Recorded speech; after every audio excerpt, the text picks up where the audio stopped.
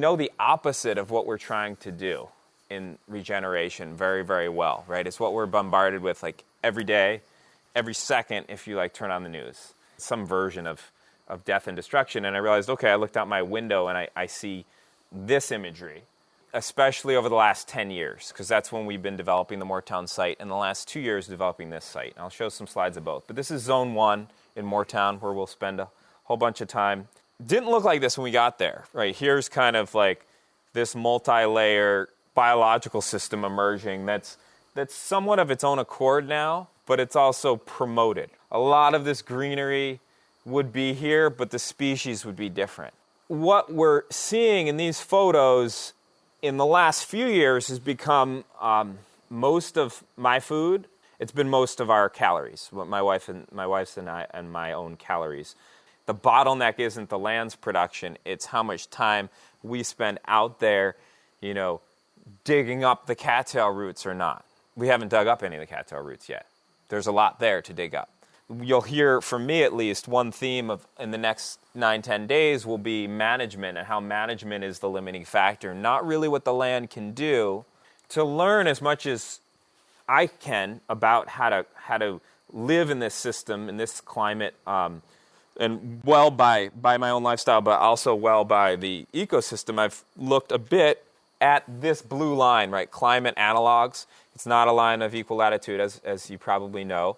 Because of our seasonality, our moisture, and especially our dormant long winters and even moisture distribution, we have a place that just wants to accrue soil and build biological capital. That's a good thing, right? That poses a lot of challenges. We have to produce in 4 to 6 months what we need for the next 7 months. All in all, that's not as challenging as being in a more brittle place. Here's a place where evaporation exceeds precipitation, right? And here's a place where precipitation exceeds evaporation. Here's another example of a system that's not unlike our own. It's more of a commercial scale system. This is in the northern part of the South Island of New Zealand. And this is a system that commercially produces hops, cherries, kiwis, pears, apples, and probably a host of other fruit. In contrast to everything else you see in the background, which is what most of New Zealand looks like, which is actually becoming an arid place pretty quickly because of the lack of trees and water sequestration. Here's another example of a system that slows, spreads, and sinks water, that has this robustness because of its connection of living systems. It's not a natural forest, it's a nuttery, but it's actually planted. Right, here's a system that needs no tillage, right? No fertilization. People heard that quote, no one fertilizes the forest, right? How's that work? How do we mimic our systems on those systems? And then you look out in parts of the world where spectacularly they're actually growing annual crops, and they've managed to figure out how to grow annual crops for up to 3,000-4,000+ years, mostly in Asia. And we see some interesting parallels in all these systems, right? And they're all holding on to their water. They knew the permaculture strategies, right, before the word existed. They didn't have heavy equipment. They couldn't make this stuff literally overnight like we can today. But they figured actually it was less work to make these systems and not fight gravity and fight soil loss. When I got to Moortown 11 years ago, a raindrop landing on top of this property had to travel less than 1,000 feet to get off. Now it has to travel back and forth, back and forth. Well, in a lot of places in the summer, that water never makes it off the site. We always say in permaculture, observe, observe, observe. Well, what are you trying to observe? One of those things is something that's not optimal, right? On our landscape in Moortown, actually it took me about 4 years to see that water was just running off the site. I didn't realize that early on. I started planting trees way before I realized what the hell was going on with water on the site. The water now, as soon as the swales were dug, all of a sudden all stayed on that slope. And then we continued to add the plant layer, which is the first part of the biological, and then add the grazing layer. Putting a lot of plants in the ground has been awesome, but once we started grazing sheep through, and with the help of ducks, all of a sudden, the lushness of the site just really took off. So that's kind of a 1, 2, 3, right? It's like earth shape, plants, animals. I'm not saying you need to do all three of these on all sites all the time. And that's one of the reasons that permaculture is very hard to kind of rubber stamp around, because we don't come up with prescriptions. We come up with general patterns of what seems to work. But it would be a mistake to say you should always add swales or change the shape of the earth and then always plant and always graze.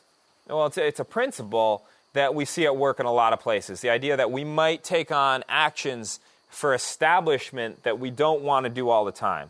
Like we'll dig swales on this property and our other site with excavators to establish it's fine.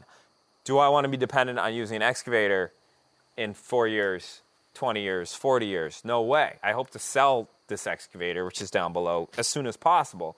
This oil is going to get burned up by our military or by my neighbor in his big SUV. Whether I get swales out of that oil or not, it's still gone. It's still going to be burned up. We have sometimes a responsibility that we have to change an ecosystem, the trajectory of where an ecosystem's going, how succession's unfolding with disturbance, like using an excavator or a shovel or fire or whatever the form of disturbance may be. But then if we're going to do that, we have a responsibility to follow up that disturbance with as much productive biology as possible. Planting it's good, but seeding it's even more important, because that's an opportunity we won't have down the road once a lot of plants start establishing and soil starts running away, and plants that we don't want there to establish that aren't as optimal. We don't have that kind of blank slate to establish like a lot of nitrogen fixing, a lot of dense nitrogen fixers, a lot of pollinators, a lot of medicinal plants that wouldn't otherwise go there of their own accord. We're just always, whether it's with mushrooms and wood or with plants and soil or animals and soil, we're trying to add complexity and promote complexity in the system, right? We're partnering with that life tendency, which is to build complexity and hopefully accelerating the succession of life. But I like to add steer succession too, that we're not just trying to accelerate the life process, we're trying to also guide it along. That's kind of like making commandments over your landscape, right? And that's why we want to have zone 5 too. We don't say, oh, you live and you die in zone 5.